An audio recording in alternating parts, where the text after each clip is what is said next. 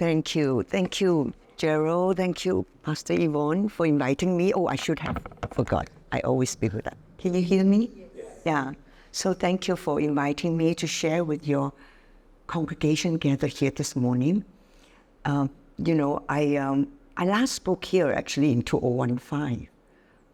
2015, and that's like almost 9 years ago. And when I heard that the gathered community of BethEL has reopened its door for service, my heart really leapt with joy.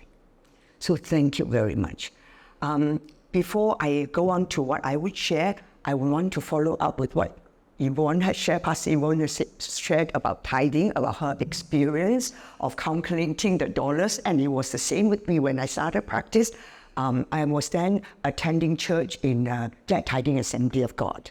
And then every time the church would have a project, there would be fundraising for the project. And they will be given even 6 months ahead. They already started to tell you what it would need, what they would come stages of the financial requirement, and ask us to start praying how to raise funds and how to contribute.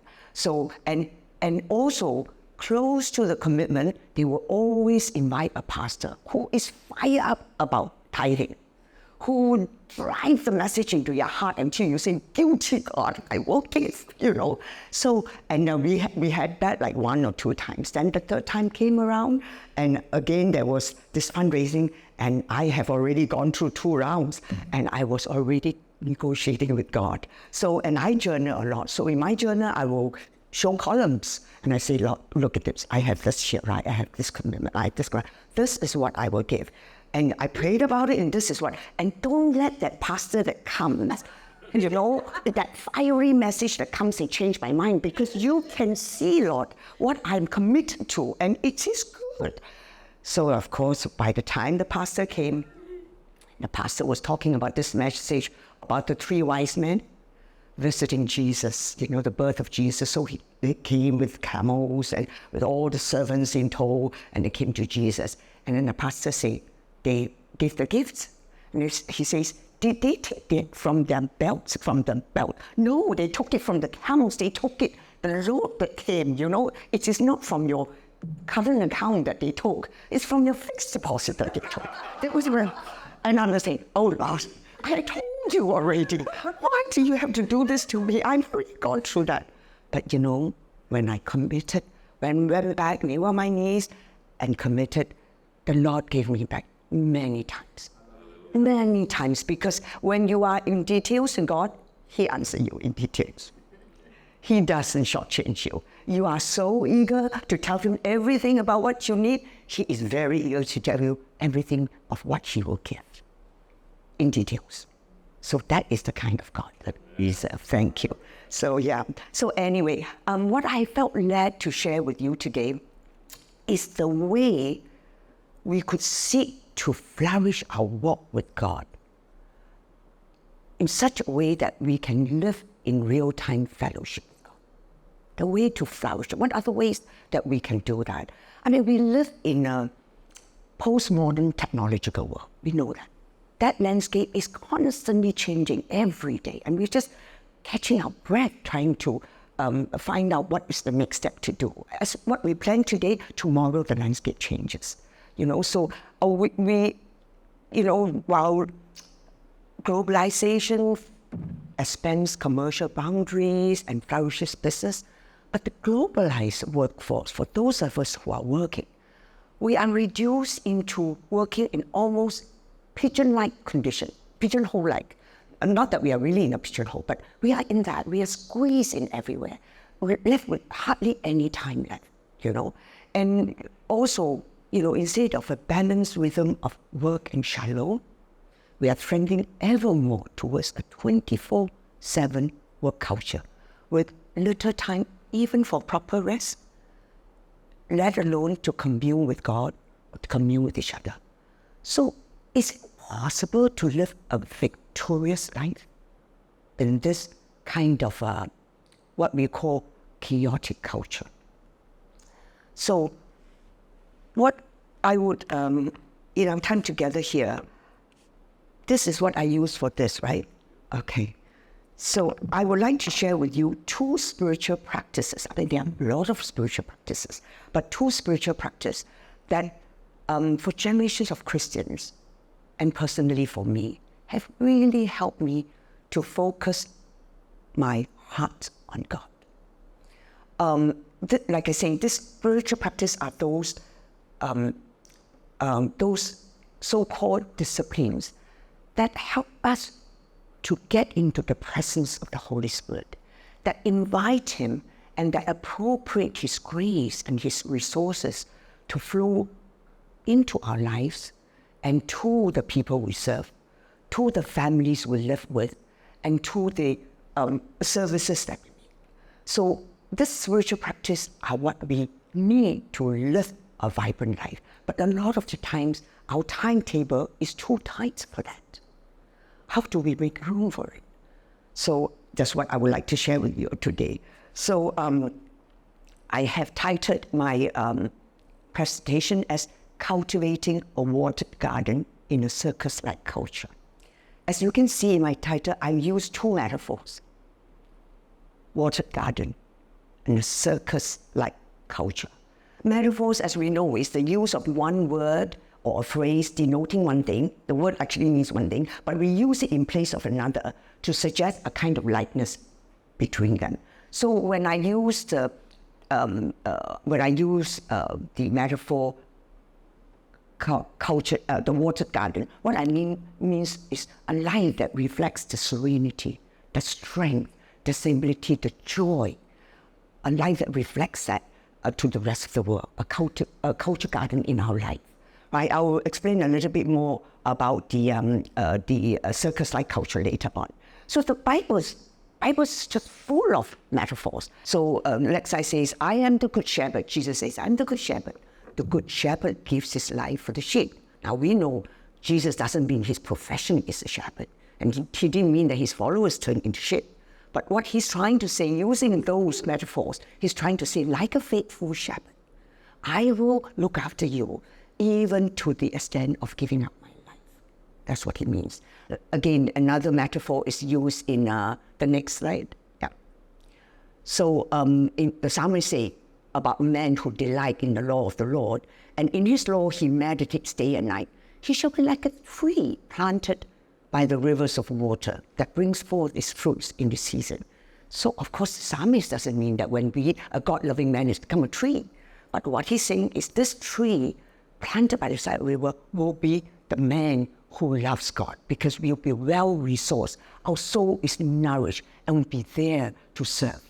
So there are actually, I would like to talk about three metaphors that describe our Christian walk, commonly used to describe our Christian walk. The first metaphor, the first metaphor is infancy to adulthood. Christian walk is always talk about that when we first become a Christian, we are like a brand new baby. Everything is so exciting. We're learning and we want to get to the next phase of knowing God. And this metaphor speaks to what First Peter, Apostle or Peter says. He says, having been born again. That's the born again metaphor we have always used for ourselves. Having been born again, not of corruptible seed, but incorruptible, through the word of God, which lives and abides forever. So when Apostle Peter says about born again, the understanding is that we will grow in maturity. We will still have a childlike faith. That's so important, because we are never there. We're never there. We'll always have a childlike faith. But there will be maturity as the stages go. And along the way, the longing here is that, longing here is for wisdom. The metaphor of born again is that we want to grow in wisdom. We have childlike faith, but every day we grow in wisdom. So think about which, I will talk of three metaphors, think of which of this speaks most to you. The next metaphor of the Christian life is Christian life as a journey. Often we describe ourselves as walking in the marketplace or walking in our work in a journey following Jesus. This metaphor actually, like what the psalmist says in 16:11. Psalmist says, you show me the path of life. He shows us everywhere, turn left, turn right, where we are supposed to go. You show me the path of life. But not only that, he shows us, in your presence, there is fullness of joy. He walks with us. He walks with us. So, therefore, in this metaphor, actually the metaphor of journey is the dominant metaphor in the Gospel of Luke. Biblical scholars have said that 40% of Luke's Gospel is about the journey of Jesus and his disciples from Galilee to Jerusalem, and about what happens there. So Jesus himself embodies that journey. He himself is always journeying forward. So, and our longing in this metaphor is the next one, is our longing is to journey with Jesus towards our ultimate hope. So that's what we hold to as we walk. Wake up each day and walk the day with him. And the third metaphor is sickness to health. This is a very a metaphor that speaks to our heart. Before we become a Christian, we are sin infested. We are sick with addictions, sick with self-centeredness, selfishness, and we are longing to be made whole.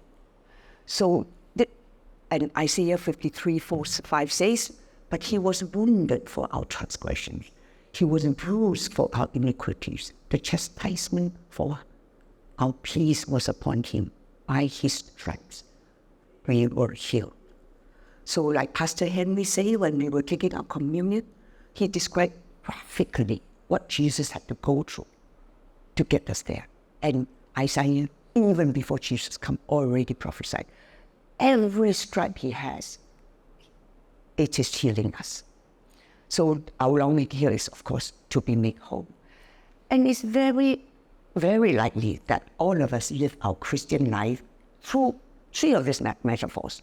One may be more relevant to us, but all of them, these metaphors. We long to be matured with wisdom. We long to be able to walk with Jesus in the marketplace or in our whole life, all the time knowing that we're following him. And we long to be made whole. So how can we make this metaphor real in our life? How can we do that? It's easy to say we long for that. Like a lot of time we talk about when we sing our songs about being with him, songs about rejoicing in his presence. When we sing all this, is so appealing to us. But we got to do something. Remember, Pastor Yvonne said, it is the will. You long for something, but there must be a will to do it. Pastor Jerry has talked about desire. You must want it, and then you must have the will to complete it. So how do we do that? And see whether I've missed anything. So, So how do we do that in Circus-like? The next one then. So I've used the word circus-like culture, meaning a chaotic culture. Actually, I borrowed this metaphor of a circus from a book written by Susan Phillips, The Cultivated Life. She uses this to describe the postmodern world, to be so chaotic, to be so haphazard, and then we are torn in all directions, and she uses that to about our life and how we can do something about it. Actually, during a very stressful period of my time when I had really endless schedule, God carved out an oasis of time for me to read her book, and I highly recommend it to you. So, you see, talking about circus, if we can go back to the other one, talking about circus. Yeah, so just now I explained about water garden. So circus, how does she uses that? Like in a circus, we are either performers or we're spectators. As performers, we could be a juggler, juggling many balls in the air, hoping that they stay on track and they don't fall. Or we could be a tightrope walker, many feet above the ground, just making sure that we, not the balls, we ourselves don't fall. Or we can be like a cannonball being shot out. So all these things is happening in very loud music, which dims our inner voice. And the parties are all gathered together, huddling together. and there's really little human interaction. It's just the performers doing that, and then we can be the spectators. So as performers, what they do in the circus very much like us too. Because we could be, as performers, juggling. I mean, I can see myself juggling many assignments, projects at the same time, just hoping that they stay on track. I could many times see myself walking a tightrope and just asking God, please don't let me trip. Right? Sometimes I feel I wish I can be a cannibal in short away from this frenzy. And all this time, with the loud bustle of life, sometimes I feel my soul has almost gone silent. That's what it can happen to us in a circus and in our present workforce, because it is noisy, it is difficult, it is chaotic. On the other hand, in the circus, there are also spectators, right?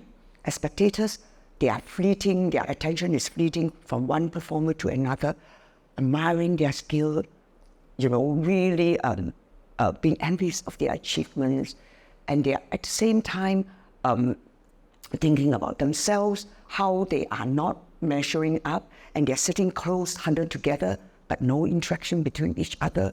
And for that period of time while they are in there, they are numb to the reality of life. Just like when we are in office, we are numb to the reality of life. We are numb to the needs of others. And we too can be spectators in our work, in our home life, in our community. We can be just spectators. At home or at work, our attention could be fleeting from one device to another. Like in a circus, fleeting from one performance to another. From fleeting from one act to another. And we start to also think about other people performing, how come they are doing so well? We are being left behind. And now we don't even just compare ourselves with our neighbor, we compare ourselves and evaluate our life with what we see in social media. So all this, especially with the younger ones, is just going to be a reality of their life. If we don't manage and help them to walk and step with God to see His orderliness, they are going to be left in there. Because the force of the world can be so loud. Our heart must be focused for ourselves and for the younger one, because they have it even tougher. Yeah. So each day in our work life, in our home life, we could be just spectators and performers. We are not engaged because we're too tired. We're too stretched in every way. So we are not. And it reminds me of what I read from the next slide. T.S. Eliot say, where is the life we have lost in living? We're living, but we have lost life. So how do we get back away from that? Yet in the Bible, if I can have the next slide. Yet in the Bible, we are saying that we could be a watered garden. In Isaiah 58:11 says, you shall be like a watered garden, and like a spring of water whose waters do not fail. How is that possible? To be in this culture and be like a calm, strong, serene water garden where people can come and take shelter with us, take communion with us. How is that possible? Maybe we should just leave the marketplace. Maybe we could stop doing so much. And a lot of us talk about leaving the rat race, getting out of it. But I think the very important thing to remember is that when Jesus prayed for us to our Father in heaven, He said this. He said, I do not pray that you should take them out of the world, but that you should keep them from the evil one. They are not of the world, just as I'm not of the world. So Jesus is asking the Father not to take us out of the world. We are to be in the world. It is in the messiness of the world that we serve God. It is in the messiness of this chaotic culture that we bring light into dark places. It is the messiness of where we are today that we are able to do God's redemptive work. We are not to be taken out of the world. We are to stay there and carry out His calling. So, but how do we do that? Now, remember, a watered garden needs intentional cultivation. It doesn't happen just by itself, right? That's why the psalmist didn't use the word, you will be like a wild jungle. No, he said you will be a water garden. It's like a manicured garden, a garden that has its path well cleaned, that has trees in the right places, meaningful activities that's going on there. So we must remember that. So in order that our lives will reflect this strength and this serenity, we need to engage in spiritual practices that for generations Christians have been involved in, to refresh their life, to sharpen their vision, to get communion with God. Because when we don't take the marching order with God, we are our own boss. And how good are we? We can't even do the day's work without complaining.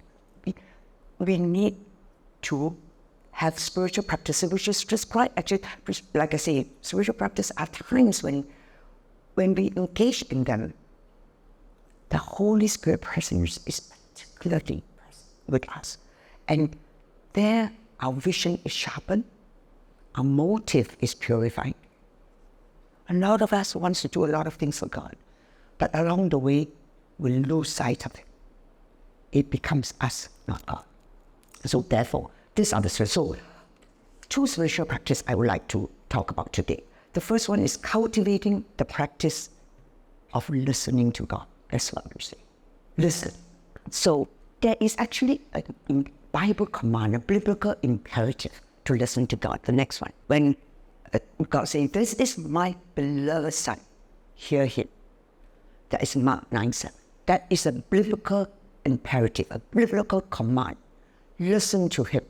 And not just listen to me now, but not the rest of your life. It's listen to him. Full stop. Which means it goes on. So, and when we listen to God, we are obeying this command. When we're listening to Jesus, we are obeying this command. But we also listen to each other, to our friends, to our family, to our Christian community, to imitate Christ. Because Jesus, throughout his journey, listened to those around him. He listened to the blind man who asked to be healed, and he listened intensely to know exactly what was ailing him. And then he healed. He listened to the Canaanite woman, the desperate mother, and asked him what was her grievance. And she talked about her demon-possessed child. And he healed him. He even listened to the criminal that was hanging next to him. And in his mercy, granted him salvation. Jesus listened intently. Jesus listened genuinely. Jesus listened by what we call the ear of our hearts. That's what, when we say spending time to listen, that's what we need. Listening to God and listening to our community. So here I want to, so when we listen to each other, we are imitating Jesus too. And here I want to learn together the story of a story of Mary and Martha and Lazarus. And that was recorded in Luke 10, verses 38 to 42. Maybe Jaden could help me to read. Luke 10:38 to 42. Now it happened as they went that he entered a certain village, and a certain woman named Martha welcomed him into her house. And she had a sister called Mary, who also sat at Jesus' feet and heard his word. But Martha was distracted with much serving, and she approached him and said, "Lord, do you not care that my sister has left me to serve alone? Therefore tell her to help me." And Jesus answered and said to her, "Martha, Martha, you are worried and troubled about many things, but one thing is needed, and Mary has chosen that good part, which will not be taken away from her." So we know, Martha, Mary, and Lazarus, they are very famous biblical characters. And they are good friends of Jesus. In In John 11, verse 5, it says, now Jesus loved Martha and her sister and Lazarus. So, and Jesus was a regular guest in their house. And in the chapter that we just read, that Jaden read, it was about the story where Jesus entered the village where Martha's home was. And again, Martha welcomed Jesus in her home. Now, when Jesus was in Martha's home, verses 39 and 40 recorded the two different responses to Jesus' presence by the two sisters. Mary was sitting at Jesus' feet, listening to his word. But Martha was distracted with much serving, with a lot of work, cooking, preparing the place, getting the kitchen staff ready to roll out the food. So two different responses. Now, some of us may be very quick to be critical about Martha. We say that, oh, she's just so unspiritual.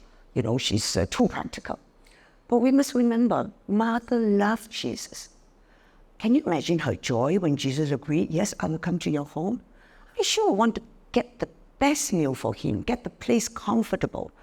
And also, it's very likely that Jesus did not come alone, because if you read Luke chapter 10, from the beginning of the chapter, it talked about Jesus sending 70 disciples to the cities to announce the arrival of the kingdom of God.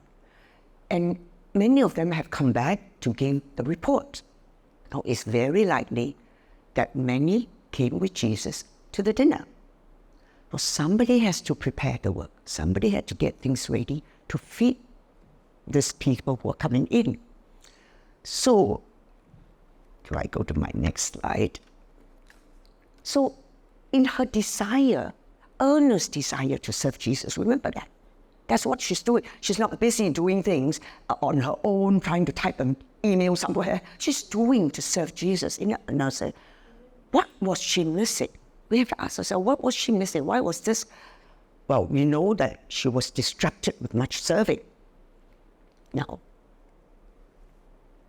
the word distracted comes from the Greek word periespato, and it means to draw away, to be pulled away.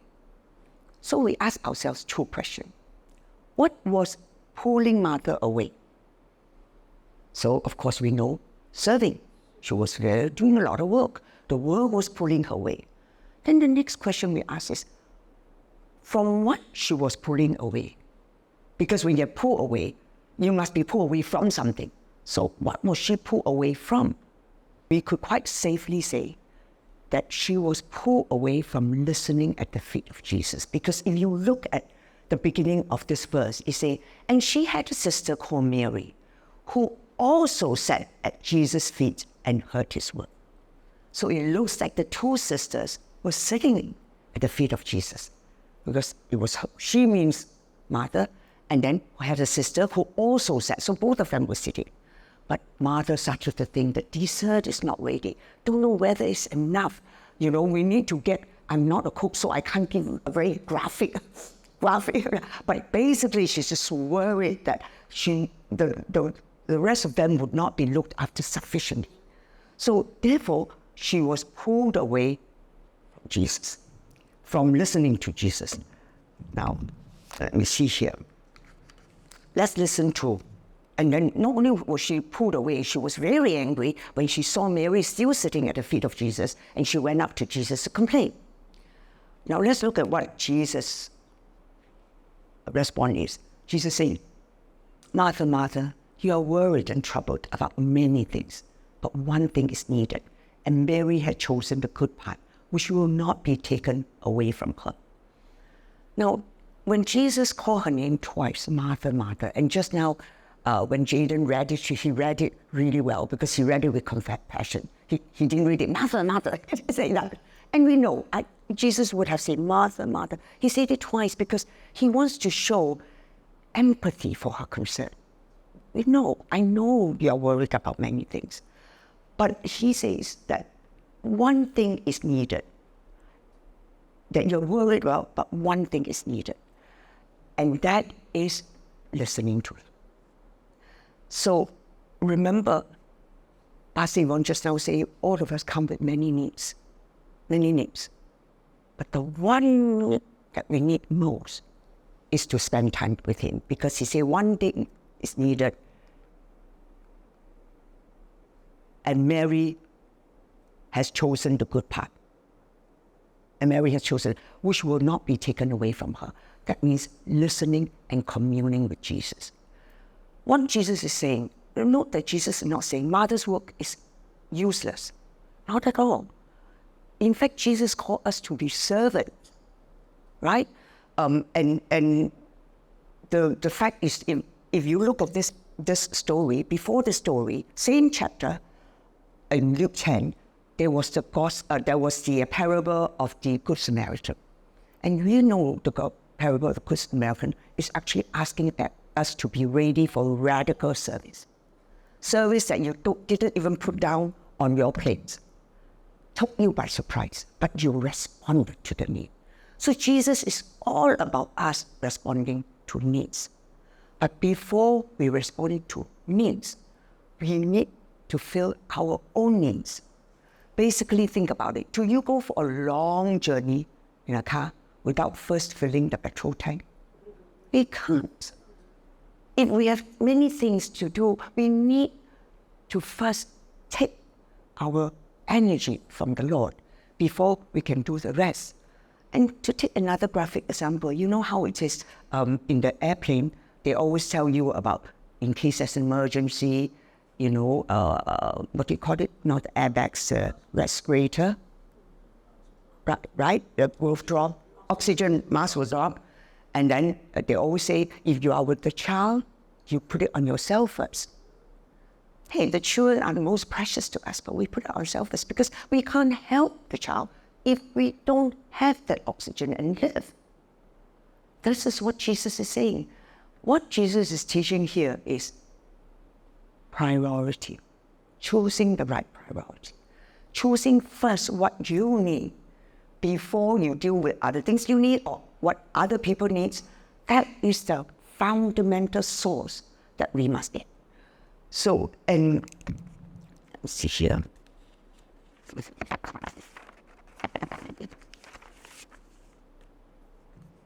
So basically, our mother's story is very much like our own. Every day we wake up, we already have a list of things planned.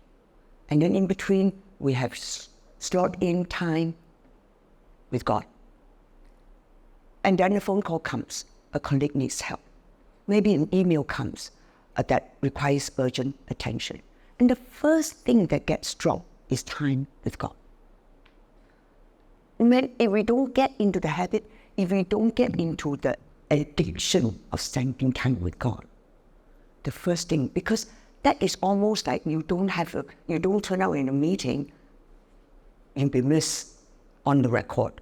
But you feel if you don't turn up in your scheduled time with God, He's merciful, He will forgive us. But it is not Him that needs really the time. He's glad that we're here, but it is us who didn't take the necessary energy from Him. So, and time spent with God actually is non-negotiable.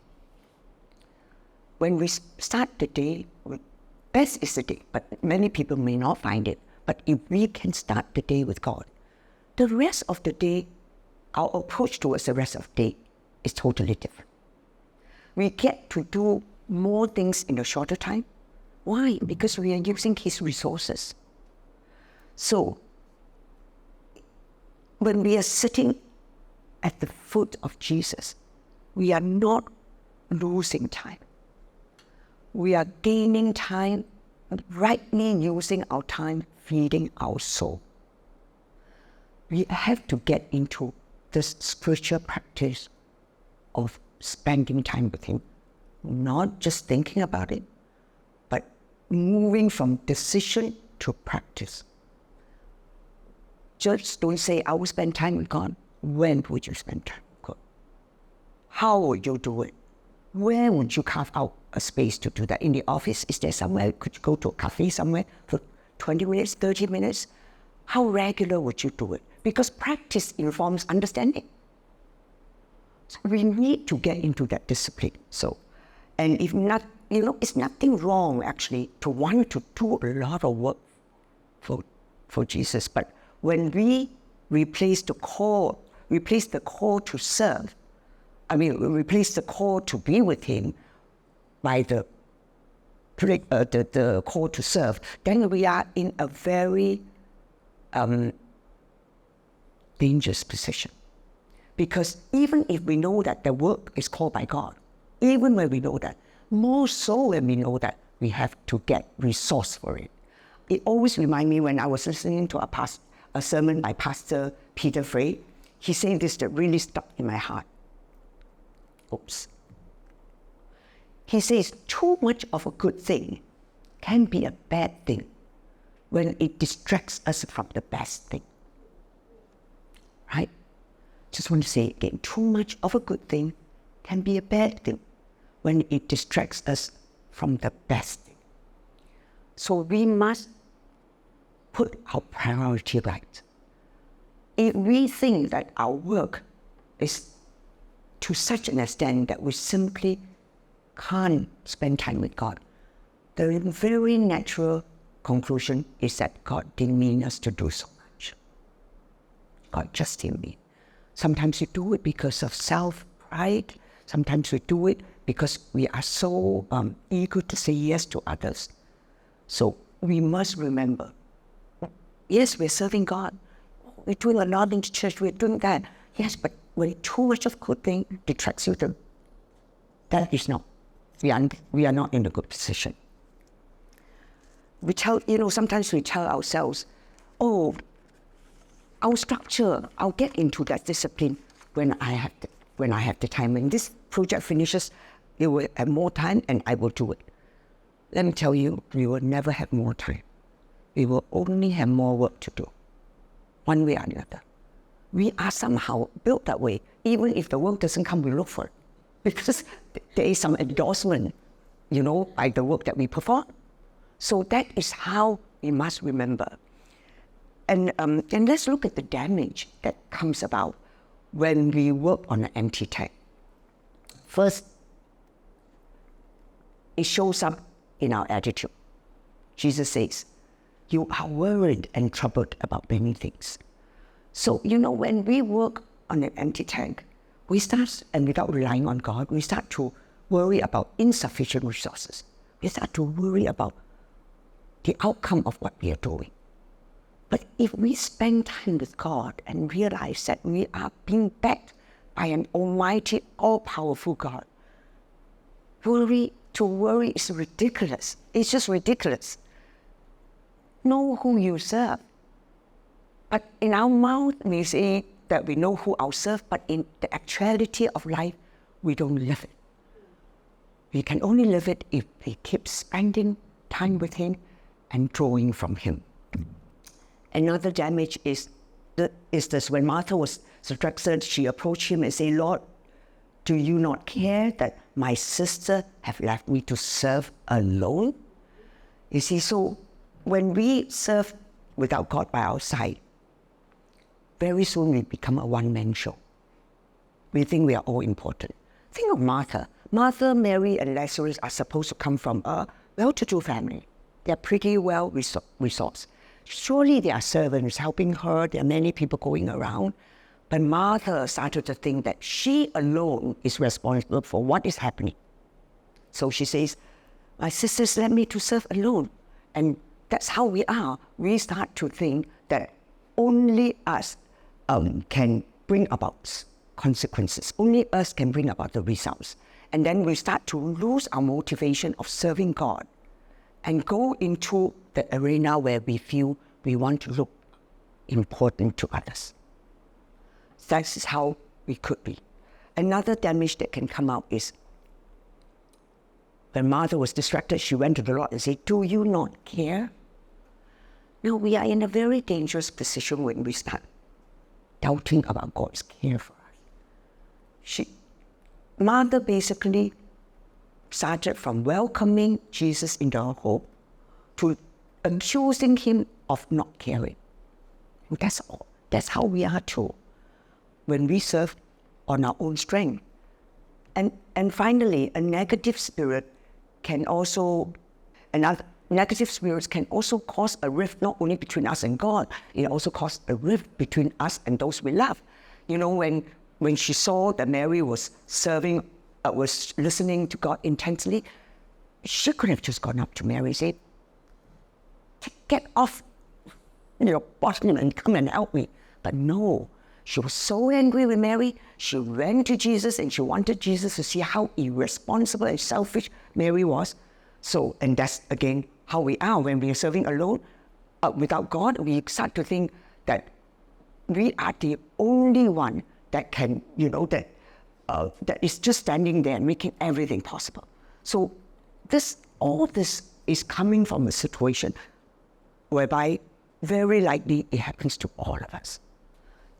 After a while, when we are deep immersed in a project, we get so stretched out in many things, no energy from God, and then we start to look at this colleague and think that she's not pulling her weight. We look at another colleague and think that she's just not delivering the right quality of work.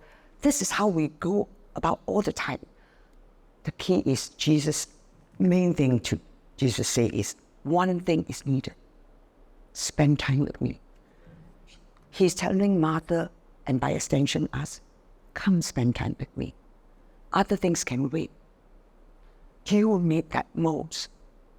We have to remember it is non-negotiable, and we need to do it. And it's not when we do that, it flows into our work. Like for musicians, it flows into your music. It flows into your relationship. It's not us that flow, it's God's blessings that go. We become a vessel. So it is important that all of us make regular practices of spending time. And it's not easy because in the beginning, it's like start and go, and then you feel you can't hear him, and now what do I do next? I'm so dying to look at the app and see whether the WhatsApp, whether the reply has come. But once you get it, you're not the only one trying in this. God is there. He will capture you. You will start to feel, again, like I say, all our songs talk about presence of God. We yearn for that. But it's strange. We yearn for that, but we are not doing it. We have to remind each other that we must do it. And finally, let's look at Psalm 16:11 again. Psalm 16:11, we talk about, you show me the path of life. In your presence, there's fullness of joy. How can we know the path of life if we are not listening to him? The psalmist is saying, you show me. But we are walking with our back against him, and we are walking ahead without listening to the instructions. How can we do that? How would we see the path that he wants us to walk until we hear it from him, we listen to it from him? So, do I still have time, Cheryl? I will make this very short. The second practice. The second practice is cultivating friendships in community. Networking with professional colleagues are very highly valued, emphasized. But many of us think that making friendships, they're optional, and because they don't really show tangible results. But if, in answer to that, I remember reading C.S. Lewis. He says friendship is unnecessary, like philosophy is unnecessary, like art, like the universe itself, because God doesn't really need to make the universe. It's unnecessary. It has no survival value because we're all dying in the sense, but rather it is one of those things that give value to survival. Give value to our survival. Think of our friendships. And without friendship, we live in such a cocoon, we shrivel. And again, like a cultivated garden, friendships need to be cultivated. You need to spend time with each other. See how Jesus endorses friendship.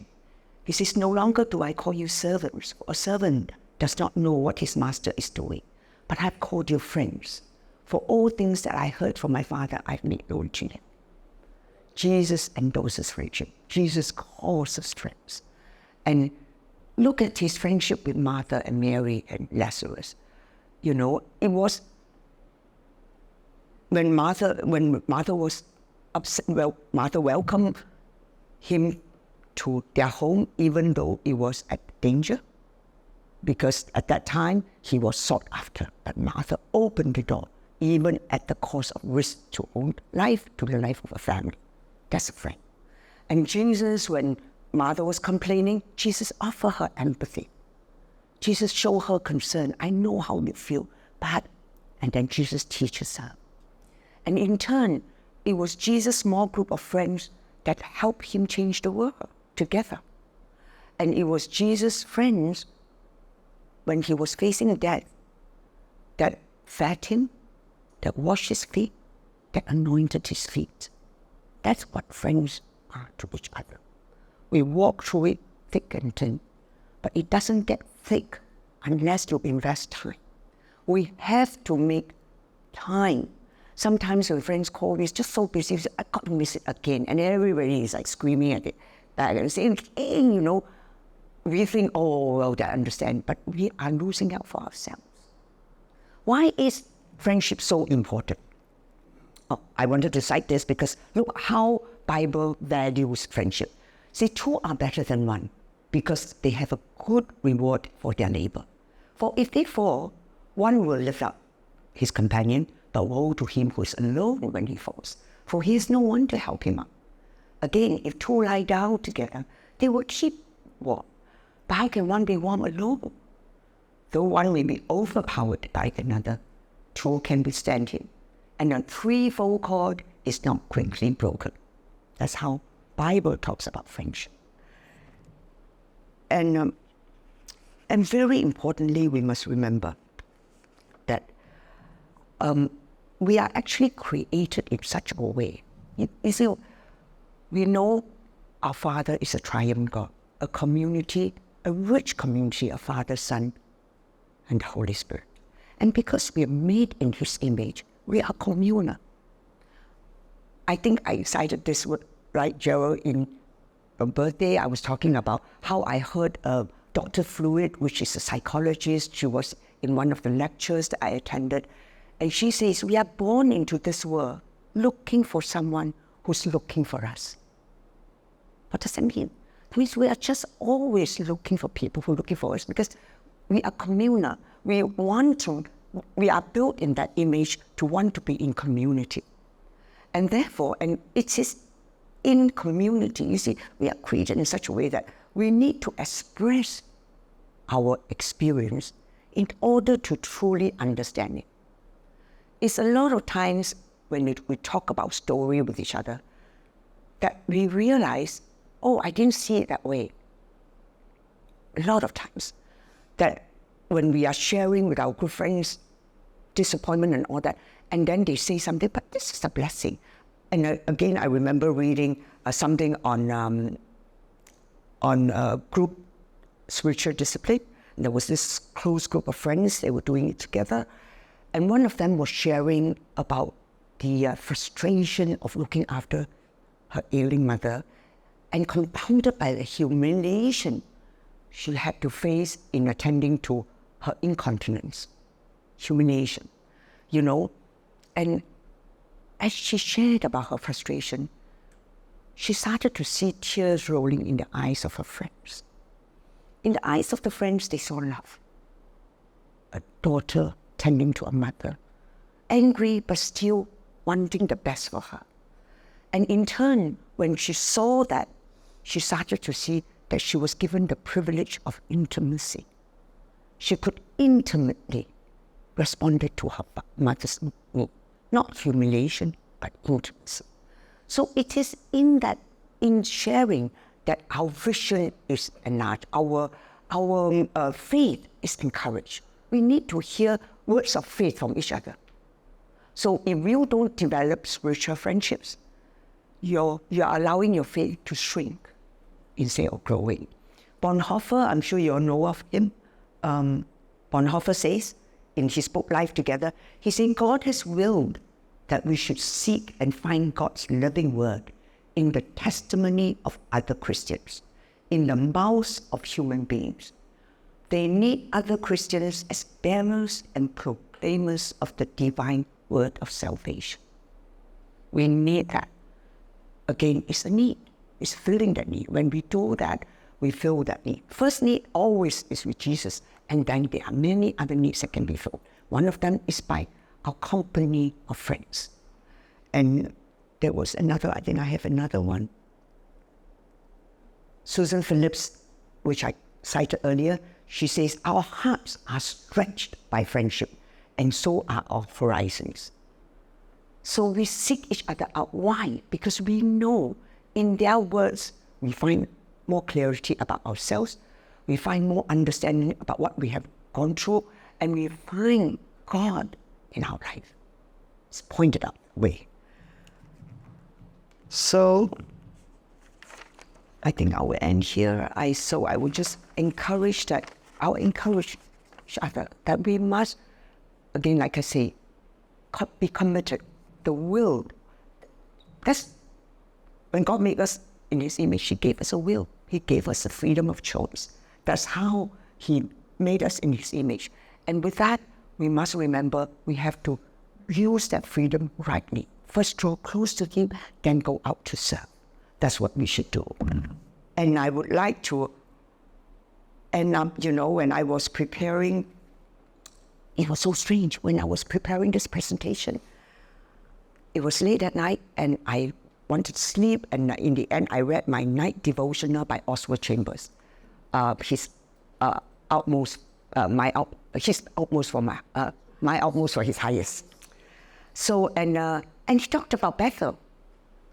And I said, Lord, did you peep into my presentation? Talking about this. So, and we know that when Abraham was called to go to the land that God would show him, along the journey, he pitched his tent between BethEL on the left and Ai, that the other town, I on the right. And he pitched the tent. And Oswald Chambers observed, BethEL is the symbol of communion with God, because the house of God, communion with God. I is the symbol of the world, because I is a very noisy place, a cosmopolitan place. So I is the symbol of the world. Abraham pitched his tent between the two. We have to pitch our tents where we shall always have private times with God, however noisy our times with the world may be. It is so strange. I'm preparing this message, and this came. So I felt, yes, I should share with you this message, because this is BethEL, communion with God. And I is outside, and we are to serve outside. So we have to spend private times with God. However noisy there, we have to do it. And then we are sent there to serve. You see, the measure of the worth of our public activity for God is the private, profound communion we have with him. The measure of worth. What we do out in the world, how it is valued, is measured by the kind of time we spend with him. Thank you. Thank you.